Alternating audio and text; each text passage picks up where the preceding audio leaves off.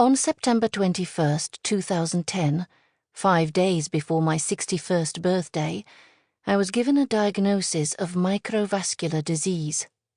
Following Alzheimer's, microvascular disease is the second leading cause of dementia. I was, as my rather blunt neurologist put it, already dementing.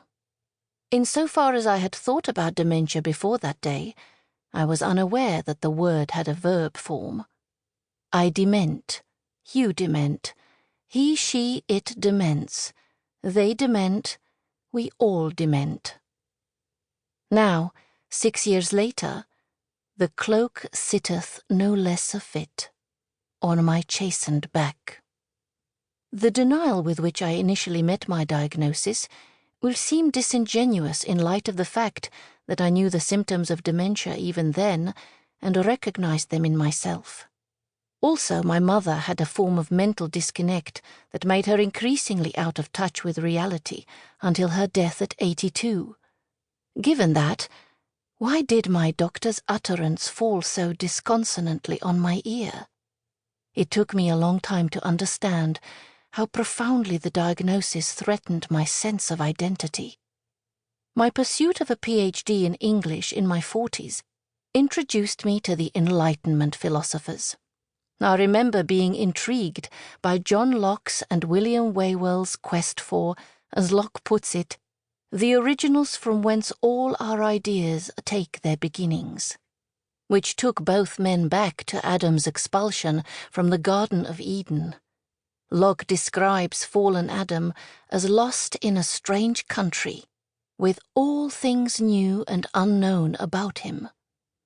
Whewell pictures Adam doing the first work of Postletherian orientation by giving names, distinct and appropriate to the facts, to newly encountered objects and concepts. I knew something about this project. Having emigrated in 1984 from South Africa to Salt Lake City with my husband Peter and our 2 children, I had experienced the discombobulation of having to decipher situations that must appear mundane to residents equipped with the requisite cultural vocabulary. What, for example, are you supposed to do when an acquaintance drops by your house with her own beverage in tow? How do 2 people proceed from acquaintance to friendship without that most crucial foundation of South African hospitality, a fresh pot of tea? Why is letting your kids run naked through the sprinklers in your own backyard or displaying baby pictures of your kids naked regarded by visitors as tantamount to sexual exploitation? What about the forlorn feeling when hosts with whom you have had a marvelous evening say goodbye to you at the door rather than walking you to your car? By my mid-50s, I had cracked these and other social codes to a great extent. I knew that having coffee meant heading to the nearest Starbucks. I had built up a scaffolding of friends so dear they had become family. Most of the time, I no longer felt like a foreigner. I had developed an American self and was settling into it. But before I had even reached my 60s, I had begun again to feel like an alien of sorts, a stranger even to myself.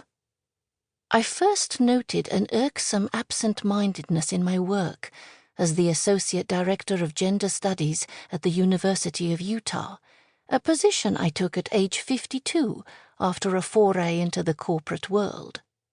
Like the troublesome serpent in Genesis, an impairment in my working memory, the ability to maintain and manipulate information live in a multi-step process, such as remembering to carry the tens when you add numbers, slunk into my intellectual Eden. My love of teaching was the reason I left my corporate job in 2002 for academics, gladly taking a 25% salary cut. After fewer than 5 years in my dream job, forebodings that not all was well started to cloud my class time. I would lose the thread of a discussion or forget the point toward which I had intended to steer the students' thinking. Often, the name of a novel or author I used to know as well as my children's